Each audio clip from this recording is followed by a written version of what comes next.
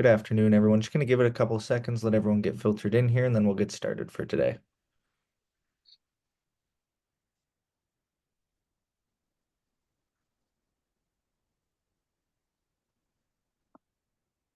Alrighty, I see that number jumping up pretty quick, so let's get started. Thank you for joining us today for the live webinar, Driving Decarbonization and Cost Savings with Bioheat. Before we get started, I just want to extend a big thank you to the Wood Pellet Association of Canada for sponsoring today's webinar. I'm Alex Redsky, Digital Media Project Specialist for Canadian Biomass, and I will be your moderator for this session. Before I pass it over to your speaker this morning, I'd like to take a moment to just go over a few housekeeping items. Firstly, this webinar is being recorded, so for any reason you have to leave early or you miss part of the presentation, a link to the recording will be emailed to all registrants shortly. Secondly, the audience is in listen-only mode, so cameras and microphones will be turned off for you. However, the chat and Q&A function are open to you, and any questions submitted to the Q&A tab at the bottom of your screen will be held for the end of today's presentation. Now I'd like to introduce your speaker for today, Jonathan Levesque. Jonathan sits on the board of the Wood Pellet Association, and he's also the general manager for BSB. Jonathan, I just want to thank you very much for being here today. I'd like to pass it over to you for your presentation. Thank you, Alex. I'm glad to be here today on behalf of the Wood Pellet Association to talk to you about the potential cost savings with bioheat. Let's start quickly with especially wood pellets in general. There's a lot of you guys probably know it, but there's always some new people that are not so familiar with wood pellets. And basically, wood pellets are residual fibers from sawmills, rejects from harvesting operation. Uh, Basically, I like to say that we're the lobsters of the sea. We just eat basically everything that nobody else wants. There's no wood additive. A lot of people are also thinking there's some type of glue in wood pellets, and there's no such thing. It's the natural glue of the wood that's called lignin that gets released when it's under pressure.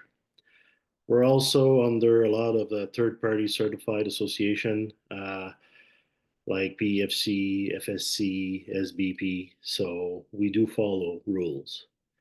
It does create also a lot of jobs, both direct and indirect, and a lot of dollars get injected into the economy annually. And again, it's really 100% renewable. And one thing I want to mention, we're really opposed the industry, like the wood pellet industry, to any large scale harvesting for wood pellets. It's not.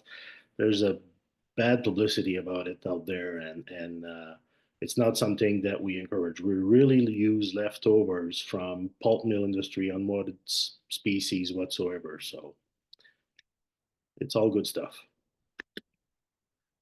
A little bit overview about the industry across the country.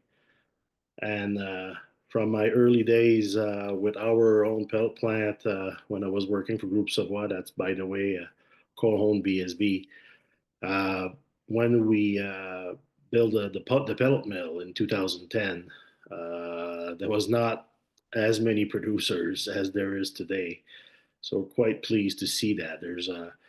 I think there's only Saskatchewan without a producer, and there's none in the territories. But you can see there's some production, bigger scales in some provinces and less in other provinces, but it's spread across Canada pretty good with both industrial and also premium quality producer. So some are producing both, but you have a large scale of production in Canada. Bioheat 101. Um, it's for some people it seems to be new, um, but really it's not. Um, it's basically what we do. We use the thermal energy for biomass from biomass and renewable low carbon fuel. It's again low. It's compressed wood fiber. There's no glue, like I mentioned earlier. Residues from the forest. It's for heat. We use it for heat and electricity, and it's basically modern and proven technology. It's been out there for a while. It's not something new. and it's also really efficient. We're beating any standard out there in terms of emission. So it's not like the old thinking of a smoky outdoor burner making a lot of smoke. This is a different game. Also, it's fully automated. A lot of people think it's a lot of manual stuff. If you having a modern appliance or a boiler whatsoever, very little work has to be done besides just the cleaning of the ashes, emptying the ashes once in a while, and that's it. So, and you do your annual cleaning. So it's not something that you be there every day um, with the system that we're talking about. It's also a backyard solution for Canada. It's not a news that there was a lot of major big fires across Canada, and like Jasper and Fort McMurray, and maybe the last big one in Los Angeles. But that's not in Canada. But anyway, just saying that it's out there now more than ever before. And we did burn a lot of hectares in Canada, and basically just the 2023 wildfire season represented 23% of the global wildfire emissions. So it's pretty substantial. And basically, where biomass can play a role there is to convert excess forest floor debris from a harvested area that will prevent those fires. And also utilize, if there's a fire, we can utilize that fiber after the fact. So that's I think, a win-win situation right there. And again, all the impact of carbon prices down the road uh, puts the asset of biomass to a really big number of 7.5 trillion. So that's a big number.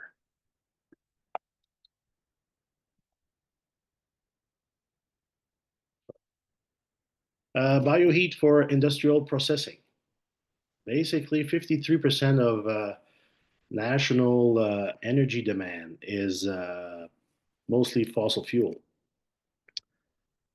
Still use fossil fuels. So electrification alone, we can't really meet like a steam boiler whatsoever, assuming that because it's really popular out there that electrification is like a solution for every application. We don't really think so because producing steam with electricity is really energy intensive.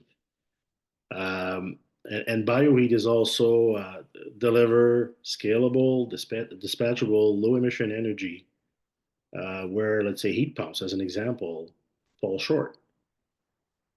Uh, there's all kinds of processing plant that can be used biomass potentially. So basically, biomass is one of the best on-demand green energy out there. So don't forget that one. The global uptake. The pellets from Canada have basically global respect. In general, it's really in high demand, and over 50% of the world renewable energy is biomass. So a lot of people forget that one because it has been around for a while, so it's not something new. And bioenergy accounts for roughly 10% of the final energy consumption, all energy mixed together, so roughly 10%, and approximately 2% of the electricity generation that I'll be talking a little bit more later on in the presentation. And again, 60% of all renewable energy in Europe is bioenergy, and the unfortunate fact that 90% of all wood pellets produced in Canada are exported. So why? When you look about Europe, um, and that's numbers from 3 or 4 years ago. 48% of global wood pellet consumption is from residential and commercial building application. So as you can see, like Italy, Germany, Denmark, France, Sweden, the amount of tons that these guys are burning over there for these applications, it's pretty substantial. So it's really big over in Europe, as it's not really the case down here. Upper Austria, 34% of space heating is from biomass. Imagine that. It's twice as popular as heat pumps. I wish it was the case here in New Brunswick because heat pumps are really popular. The growth is driven by what? Stick, a carrot, and a tambourine.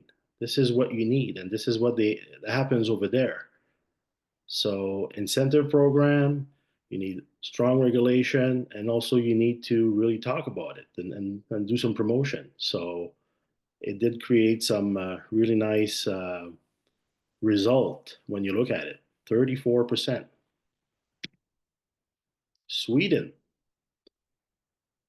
37% of the energy supply is from biomass. And since the 90s, since 1990, they doubled the bioenergy consumption.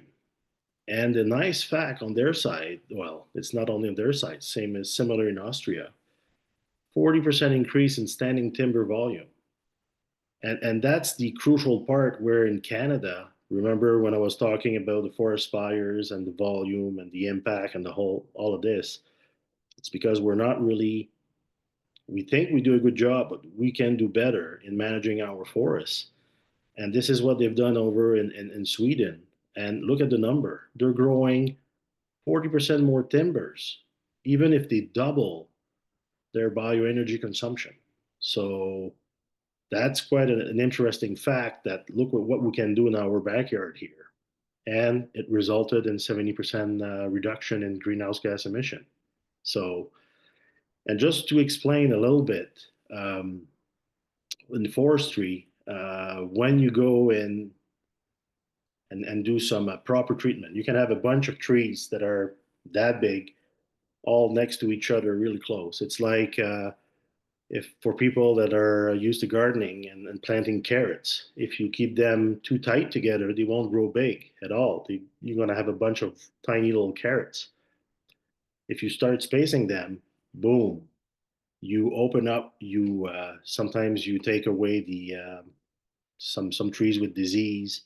You space them up, and then this is how you can grow more timbers that way. So growing more timbers will absorb more CO2. So it's a win-win situation. You use the residuals from such operation, and at the end you're growing more wood. So it's a double whammer. And if you displace fossil fuel, it's like a win-win-win solution. Leading the way in Canada. This is a map, and again, this is a rough estimate of installation back in 2023 for provinces and territory of commercial and institutional installation. So that doesn't include all the residential application or pellet stove or small furnaces or boilers that's out there. So it's really for commercial institutional application. So as you can see, there's some provinces are doing better than others, but there's some growth happening there. That number was quite lower 10, 15 years ago. So, but the number can be way bigger if we do things differently. So, anyway, this is an idea of the as is picture of well, back 2 years ago. If I'm using my own province as an example, um, a third of the electricity in New Brunswick comes from fossil fuel, coal, gas, heavy oil. So, and it's all imported fuel. So, and mostly those plants that are burning coal and oil are running during the winter. Why? Because really, New Brunswick is heavy on electric heat. So see there. Yes, we have nuclear, we have hydro, we have a lot of wind, we have some solar. But during the winter, this is when we need those fossil fuel plants. So really, it makes New Brunswick more vulnerable to energy prices increase. And I'll explain later on why the impact there, because if we're heavy on fossil fuel during the winter, fossil fuel power production, keep that in mind, it does have a bigger impact on New Brunswickers for power rates. And we received close to 20% increase in the last 2 years. So increase of rates. And I guess we have to phase out coal by 2030. So that's also another impact. And at the same time, seems to be really popular to convert every fossil fuel out there to heat pumps or any electrical application. So it does create a pressure and a big one. The reason why I'm saying um, this slide is to explain really the 3-to-1 ratio, because a lot of people don't understand that one. Here you can see that a wood pellet heating, the efficiencies can range from 85 to 95%, depending on, I mean, in 95, 96, sometimes 97%. But anyway, that's for condensing equipment, boilers. Condensing boilers are really, really efficient, but there are not that many out there. But roughly between 85 to 90% efficiency is really, really common in wood pellet or biomass boilers.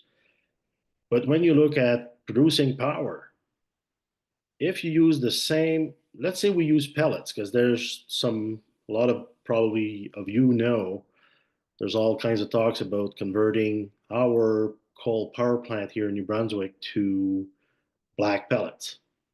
Forget about black pellets. Let's say, just say it's pellets.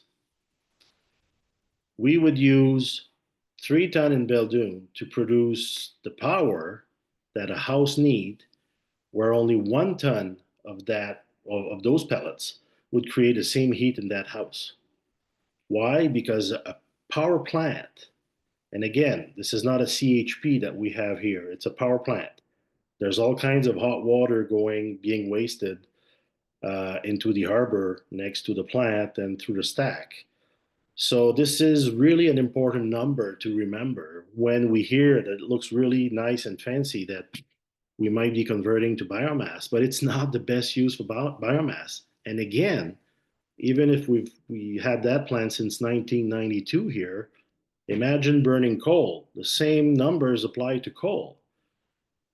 Let's say you would be burning 3 tons of coal at Belledune, you would only burn 1 ton of coal in your house to heat it. I'm not saying to convert your house to coal, but I'm just saying that the efficiencies are the same regardless of the fuel that you're using, because it's pro rata. So this is where we have to make sure that even across Canada, I know there's other provinces with the same. We're not saying that using wood pellet is not a good idea. It is a step up from coal, of course, but it's not by far the best solution for wood pellets. Wood pellets are best used for heating application. And especially like here in New Brunswick, we're using a lot of power during the winter because 2/3 of the province is based on electric heat. And again, that's from previous incentive program back in the 80s and 90s where they were promoting electric heat at the time where the environment wasn't really a concern back then. So decisions were made not on the most efficient way. So we're paying for it now. Let's say we use the pellets that we produce here in New Brunswick. We have 5 plants in New Brunswick. I'm just giving New Brunswick as an example because I know the area pretty well. And let's say we use the tonnage being produced in New Brunswick. We could basically replace 80% of the residential heating load.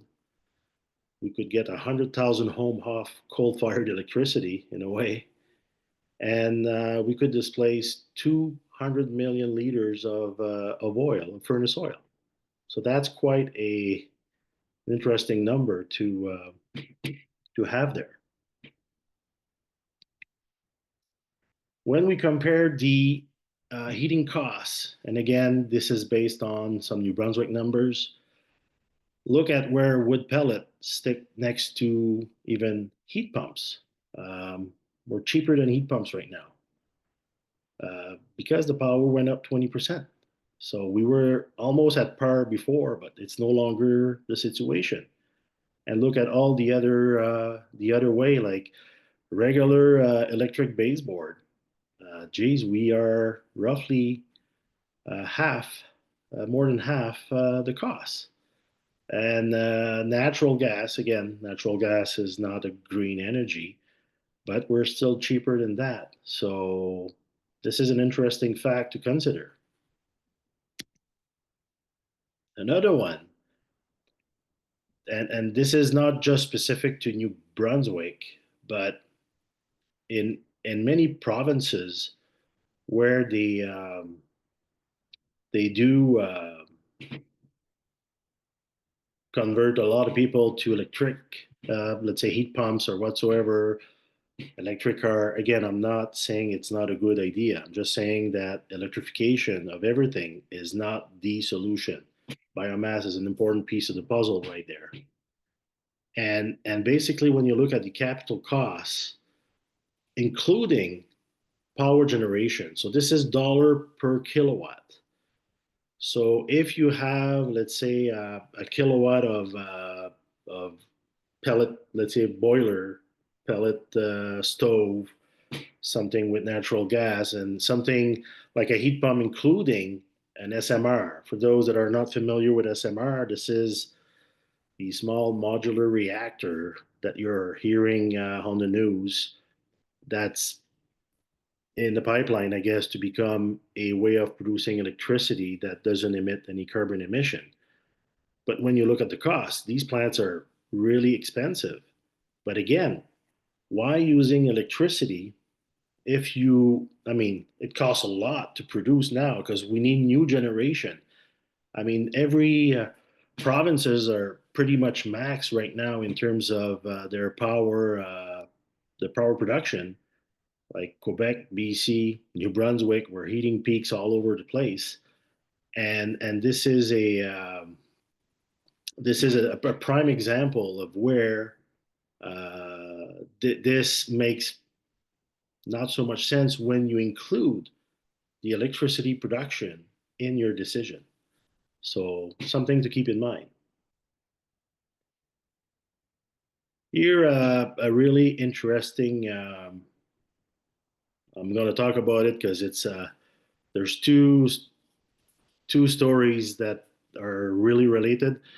Where I'm from, it's in St. Quentin and Kedgewick. That's 15 minutes from here. That's the next town next to it. And when you look on the map, there's St. Quentin and Kedgewick. That's it. And the rest after that around us, there's woods. So, and I'm not making you guys learn about like what happens between two village or two towns. There's sometimes friction or maybe sometimes jealousy for some reason or whatsoever. So it's not something new. But anyway, the story here, the church in St. Quentin got converted to wood pellets, and it's actually one of our first project, BSB project, in 2013. And since then, they've been burning pellets. They were on oil before, and there was a quick payback on their installation. But when we talk about the church in Kedgewick, they were using firewood before. So, hey, that was that was kind of good, but that was really, really labor intensive. We're not talking about like 10s or 15 cords of wood a year. It was sometimes over 100. So that was really a lot of wood that you needed volunteers to feed the boiler uh, mornings, mid afternoon, night, 7 days a week during the winter season. And basically, the this is like a church, presbytery, and kind of a rec center where they have a theater in it and all this. So that's basically a in a small district in a way because it was all fed from the same boiler. We, as a company, approached them. I don't know, maybe two, three times before 2020, and to say, hey, if you're because we were hearing that they were tired of feeding their system with firewood because they were lacking people to do it, basically. So 2020, they made the decision, and they didn't switch to pellet. They switched to oil. Why?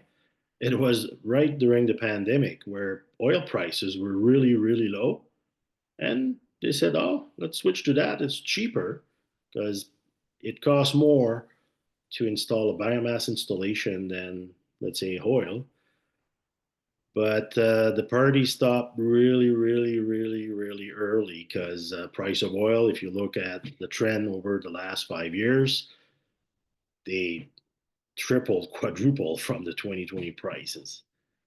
So last year, 2024, it was on the news like they were really struggling to basically keep to basically supply or buy the oil for those three buildings. So we approached them and concluded the project, and basically they switched to pellets. Starting, I think they start January 1st this year. I think we finished the installation between Christmas and New Year's. So they started the year, and the projected usage of pellets are roughly 80 ton a year. And look at the numbers. They were roughly paying the average before $60,000 a year. Yes, it might went down a little bit since because the carbon tax dropped, but in wood pellets it's 25,000 a year. So that's quite a nice savings. The cost of their project was $160,000. We installed a 150 kilowatt Hearst boiler, 20-ton silo, and a 2,000 liter buffer tank. And also, we used the Save Energy program grant. That was really helpful on that one.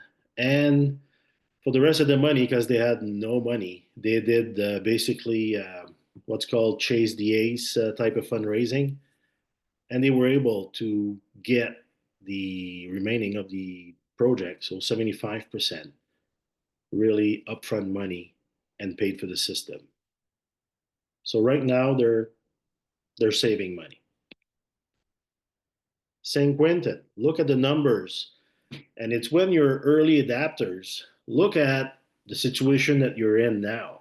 So the ones that make the move, let's say 5, 6, 7, 8, 9, 10, over 10 years ago, when you look and sit back and look at the saving, it's like looking at your RSPs that you invested money before, but geez, it's generating some money. Maybe less now because of the market situation. But anyway, over time, it is usually a good move. So when you look at the St. Quentin Church, wow, basically they save over 11 years, $260,000. And again, that's those numbers are based on if the price of oil was an average of $1.28, if I remember well, from 2013 up till today. This is roughly their savings. So, and the investment back then was $95,000 to install two 56 kilowatt Okofen boiler in that church.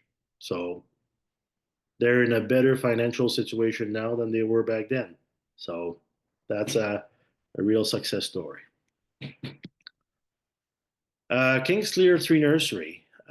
Basically, that's another project that we did ourselves.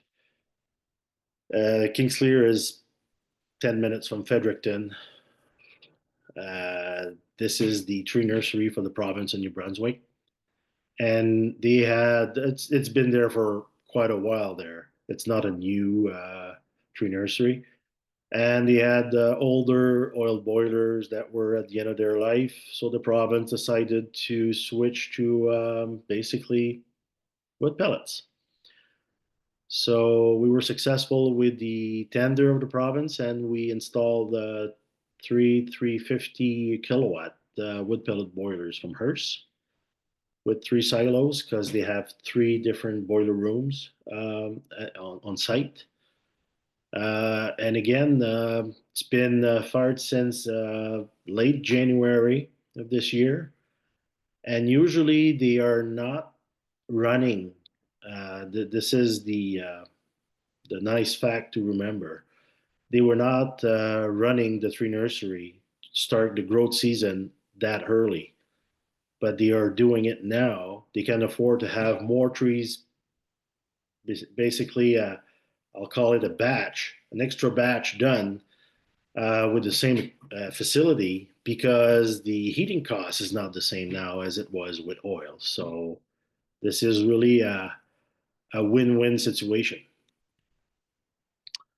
Again, keep in mind that it's an alternative for remote communities. Go back to the numbers for uh, Beldoon. When you produce power, the efficiencies are roughly the same. So if you run a diesel fire generation plant for remote communities because they're not hooked to the grid that because they're so remote, the efficiencies are the same. So if you go and try to get them off oil heat and install a heat pump, that's basically worse than keeping the oil heat because the electricity is made from diesel power plant. So this is really a nice biomass or wood pellets in general, a really nice solution for these communities to convert from oil to wood pellets. I'm not saying to produce electricity with wood pellets, even if it can be done, but smaller plants, it gets complicated because technologies are not really up there. But anyway, to convert from heating to heating, doing from oil to wood pellets, it's a really nice application and also create some jobs for the local residents. The Northwest Territories, their 2030 energy strategies, 25% in reduction in greenhouse gas emission, and 40% share increase of space heating, including renewable energy. And 33% of territorial building in Yellowknife are heated with wood pellets right now. So Yellowknife is really, in my mind, one of the best demo city in Canada because it does use a lot of wood pellets. And have you noticed they're using wood pellets? I know they're not locally produced, but it's coming from Canadian producer from Alberta to Yellowknife. So it's I think it makes a lot of sense to use it more locally.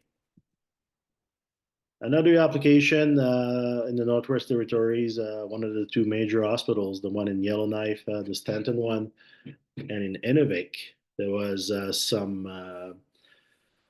Vitoflex pellet boilers installed in both location. And look at the amount of tons of greenhouse gas offset from both location. That's those are big numbers. And again, the cost on the Inuvik one was about $1.5 million, and they're saving $90,000 a year.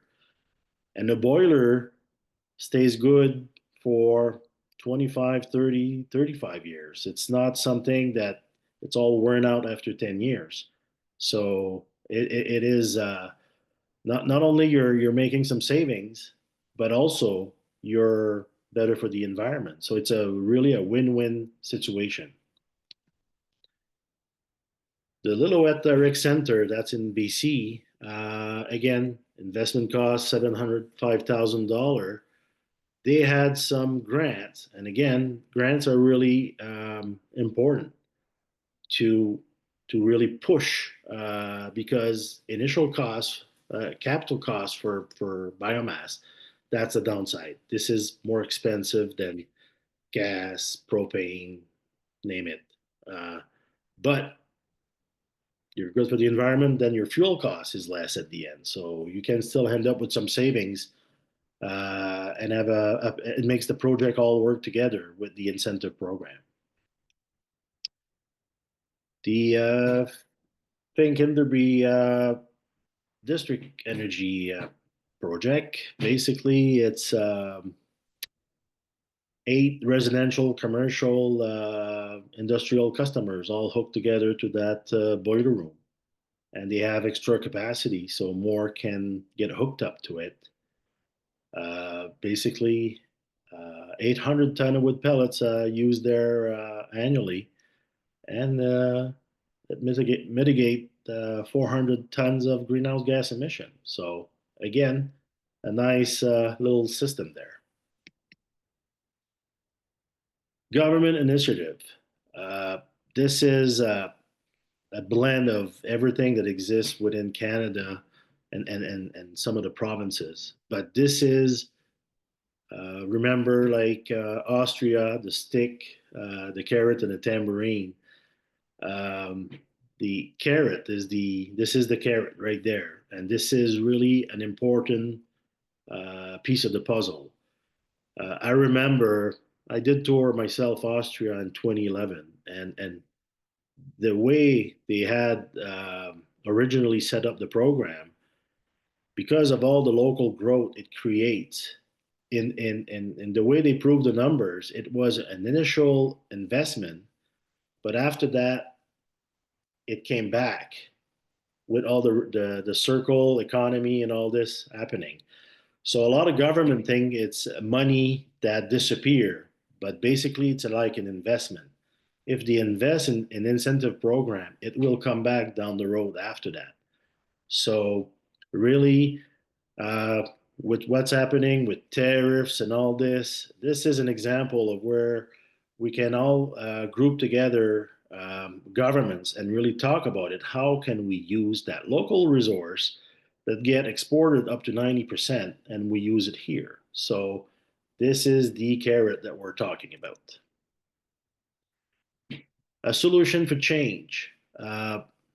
Again, it's based on some of the discussion we're having WPAC with NB Power here in the province, but that can apply to across Canada. We need to develop a thermal energy heat strategy that includes bioheat. And again, heat, not power. So we need to provide financial support for installations.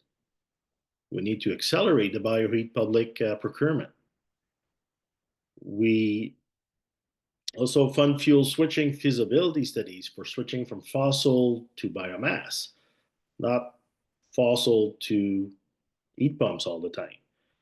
We need to include more uh, biomass in the retrofit. And also fund district energy feasibility studies for municipalities. I know there's one in Nova Scotia with the town of New Glasgow. There's, I think it was some also Yellowknife and probably other places in the country there. But we really need to look at this all together to really make a positive move. And again, uh, I think this is really key to really accelerate what's happening in the bioheat industry. And the other thing about it's let's heat local. Uh, like it's cost effective and ready to scale. There's equipment providers across Canada. There's installers. Fuel is quite available across the country. Maybe there's some area it's easier than others, especially in remote areas where the network is not developed, but it can be developed. It's not. Um, it's just something to create the demand, and the rest will happen after, in a way. And eating with Canadian woods means stronger rural economies, safer and more productive forests. Again, we can grow forests. And what's a nice thing about the example of the King's Clear Nursery?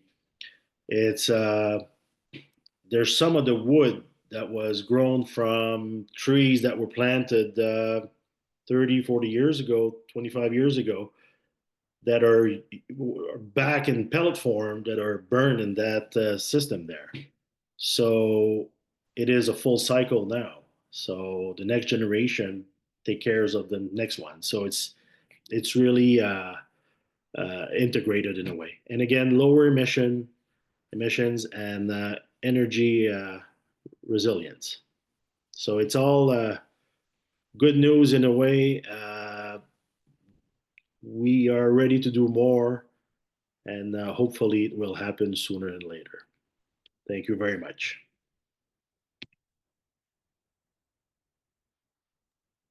That was awesome. Thanks so much, Jonathan. Really appreciate that. We have a bunch of questions here, so let's just jump right in. The first one that I'm seeing here is what constraints do the local demand in what, or sorry, what constraints the local demand in Canada? What cost benefit can we gain to convert to palletized heat systems? You're making some of the stumbling blocks that we're facing to make it happen faster or quicker. Right. Well, one of them, a lot of, and I didn't talk about it, and I think it was mentioned in other webinar and conferences, but it's certification of appliance. Um, right now, we can't really import a boiler with the European certification and use it here in commercial and institutional application because it needs to follow the ASME type of regulation, the CRN number, blah, blah, blah. And this is, and again, keep in mind that each provinces have their own boiler regulation. So you have to get approved from Newfoundland up to BC to make it happen. It's really a lot of paperwork, a lot of time, and a lot of patience because it's, excuse the expression, pain in the ass. So that's one element. The other one is the incentive on not or not. Uh, we're not comparing apples with apples. You can see a lot of times in most efficiency program across the country, uh, being more a bit in favor of heat pumps, stuff like that. Incentive are bigger on that side, and not so bigger on. I'm going to use a prime example: a pellet stove in New Brunswick and a heat pump in New Brunswick. It's really not the same incentive program, but the impact on the environment are probably bigger on the pellet stove side. So it's like an adjustment that needs to happen there. And also the last thing that I want to add to this is the overall understanding of wood pellets and biomass in general. There's a lot of bad perception out there that's not helping people to adopt and embrace wood pellet or biomass heat. So we need more education on that side. A lot of people, they hear a piece of the story here, piece of the story there, sitting in their living room watching TV or Facebook or whatsoever. But there's reality happening on the ground there. And once you really look at the science, look how it's done and all this, a lot of people, I mean, I might look biased, but I was born and raised in forest myself. Both as a, my father was a contractor. I worked myself in sawmills and the forest industry all my life, and I understand it a lot. But I understand that a lot of people didn't have that chance. So I think it's a little bit of the transfer of knowledge that needs to happen on that side. Perfect. Awesome. Great answer. Thanks, Jonathan. Got another one here asking, earlier in the presentation, you commented on the CO2 abatement slash credit value of bioheat. What are the current channels worth exploring for commercializing the climate benefits of bioheat? That's a heavy question. It's not really in my cup of tea as well, but on that side, when you look at the credit, let's say carbon tax as an example, a lot of that money should, well, some of that money should be redirected towards projects that promotes biomass and all this. And keep in mind, it's the sometimes a lot of that money gets used, but it's not the low hanging fruit that get fixed first. I'm going to give you an example.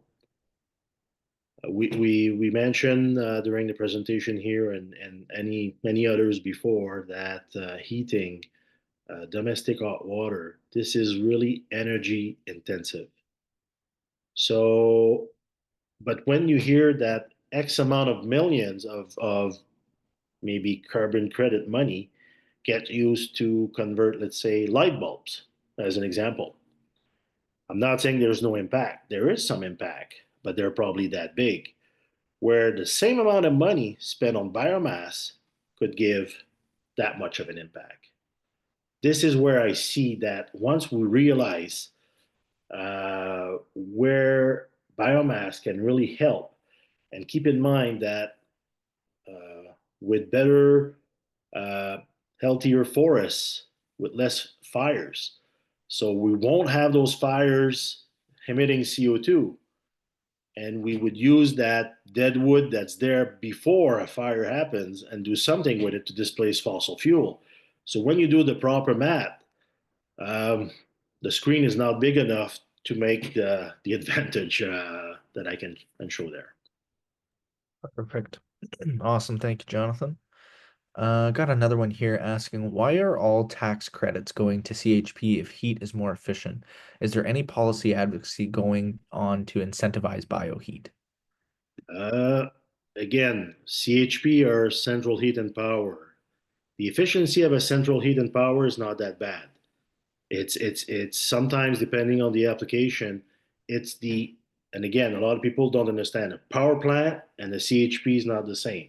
A CHP will create power and heat.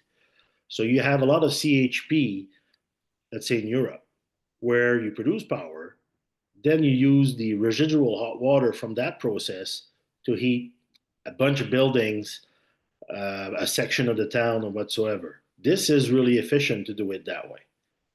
It's when you use a power plant, not a CHP. It's not combined heat and power. A power plant. That's the one we have here in Beldoon, and there's others in Nova Scotia as well, and probably across Canada and some other provinces where they're hooked next to a body of water, or you will see those big cooling towers. Why? Because there's nobody to use the heat there. This is really not efficient. So just want to make sure because the question was about why, like, it's not really CHP. Like the situation in New Brunswick, it's it's pure power production, not heat and power. Perfect. Awesome. Great answer. Got a bit of a longer one here, so bear with me.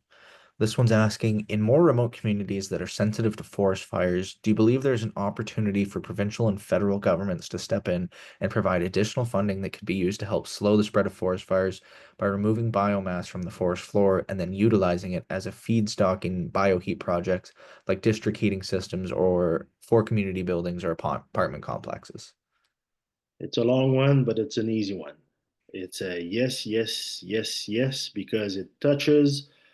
This is where I talk about the light bulb, that you can spend a lot of money changing your light bulb with that much impact, and then talking about doing something in the forest. So let's say you use the wood. Let's use a forested land with a bunch of dead trees. And let's use Jasper as an example. The reason why there was such a disaster over there, it was because back in the days, the way to prevent this was to do controlled burning. So I think the natives were really keen into this, and for a good reason. They were, oh, let's do a controlled burning. So you burn an area when it's not like a 90 miles an hour wind or whatsoever that you can really control the burn. And then if there's any forest fires, it will stop at that burnt area before. They kind of stop that because they want on really protected lands with no human interaction in them. And this is where if you have a dead trees, it will emit the same amount of CO2 it absorbed during its growth. So fact number one, we're wasting energy right there. So, but if we use it, creates job, creates a value, and we displace fossil fuel. It's a yes, yes, yes to everything that was mentioned there. It's a question that's almost like a statement that could be like, this is what we need to do. And at the end, keep in mind that if you manage your forest better, this is like almost a triple win-win. You're not only using not fossil fuel, but uh, dead or wood with disease or crooked wood with no market or whatsoever. You create some space that you'll regrow more forests with the same area in some application, and in many application this is the case. So not only you're removing something that you're going to do something good by displacing fossil fuel. But then what's left there is going to absorb more CO2 when it grows the next forest. Or I'm not saying forest as a clear cut, grow more trees in a way, because you do more selective cutting and all this at the same time. So it's really, when you stop and really look at the numbers it's creating, the forest in Canada is the biggest CO2 emitter. It's better than any fossil fuel that we burn, but we barely talk about it. So It's awesome. Thank you, Jonathan. Got a couple more questions here. This one's asking simply, why hasn't bioheat taken off in Canada like it has in Europe? it's because in Europe, price of energy has been way higher than here, and also government over there. Remember the stick, the carrot, and the tambourine. Many of those countries have applied that principle all over, and they created Austria. I know I've been there many times because the equipment that we're selling is from Austria, and basically it is an industry like there's so much things happening with biomass heat over there. Like it's quite refreshing knowing that we will eventually become like they are over there. It's just the amount of years it will take to get there, but it is they invented everything that we're using in a way. Like they've been the pioneers, not only in Austria but European countries in general of using biomass, and they did the trial and error and the good moves and the bad moves, and now they have a thriving industry. And this is why here, because we were used to cheap costs and basically used to waste energy.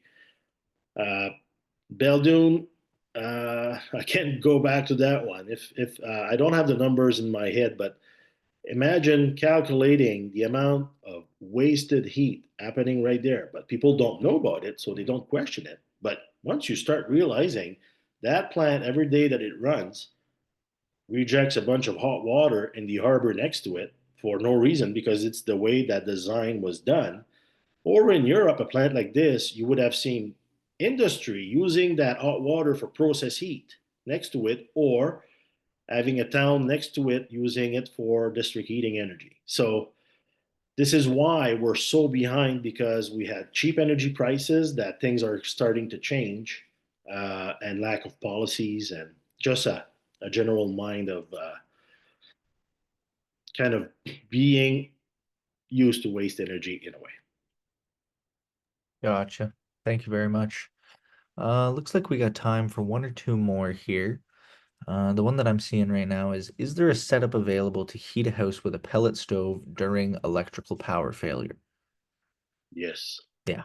Okay, awesome. it's really a pellet stove doesn't use a lot of power.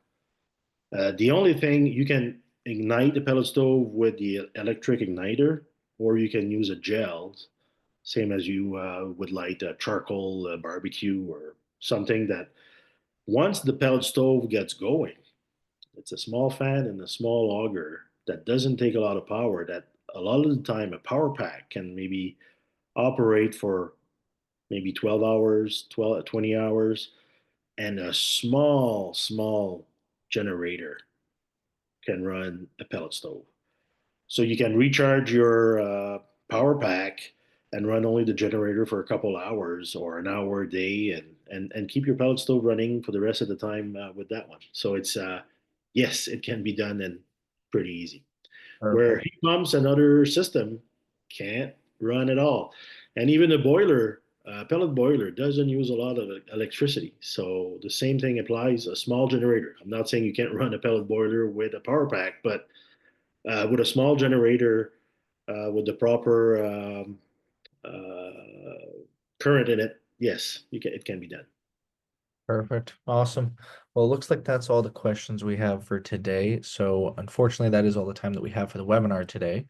I just wanted to once again extend a big thank you to the Wood Pellet Association of Canada for sponsoring today's webinar. Also, just wanted to extend a big thank you to you once again, Jonathan, for being here today and giving that awesome presentation. Lots of great information in there. Finally, just wanted to extend a big thank you to the audience for your questions and participation. Watch your inboxes for a link to the recording and any answers or resources from today's session. Thanks, everyone. I hope you have a great and safe day. Thank you. Thanks, Jonathan.